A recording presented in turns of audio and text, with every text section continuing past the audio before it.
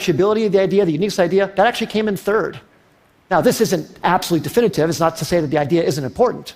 But it very much surprised me that the idea wasn't the most important thing. Sometimes it mattered more when it was actually timed.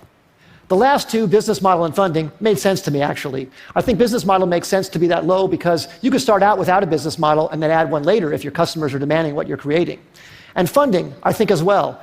If you're underfunded at first, but you're gaining traction, especially in today's age, it's very, very easy to get intense funding.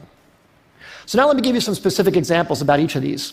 So take a wild success like Airbnb, everybody knows about. Well, that company was famously passed on by many smart investors because people thought, no one's going to rent out a space in their home to a stranger. Well, of course, people proved that wrong. But one of the reasons it succeeded, aside from a good business model, a good idea, great execution, is the timing. That company came out right during the height of the recession when people really needed extra money. And that maybe helped people overcome their objection to renting out their own home to a stranger.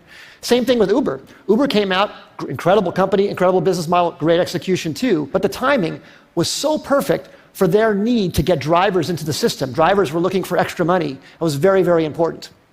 Some of our early successes, CitySearch came out when people needed web pages.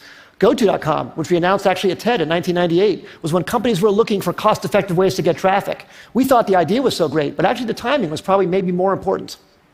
And then some of our failures. We started a company called Z.com. It was an online entertainment company. We were so excited about it. We raised enough money. We had a great business model. We'd even signed incredibly great Hollywood talent to join the company. But broadband penetration was too low in 1999, 2000. It was too hard to watch video content online. You had to put codecs in your browser and do all this stuff. And the company eventually went out of business in 2003. Just 2 years later, when the codec problem was solved by Adobe Flash, and when broadband penetration crossed 50% in America, YouTube was perfectly timed. Great idea, but unbelievable timing. And in fact, YouTube didn't even have a business model when it first started. It wasn't even it was certain that that would work out. But that was beautifully, beautifully timed. So what I would say in summary is execution definitely matters a lot. The idea matters a lot. But timing might matter even more. And the best way to really assess timing is to really look whether consumers are really ready for what you have to offer them. And to be really, really honest about it, not be in denial about any results that you see. Because if you have something you love, you want to push it forward. But you have to be very, very honest about that factor on timing.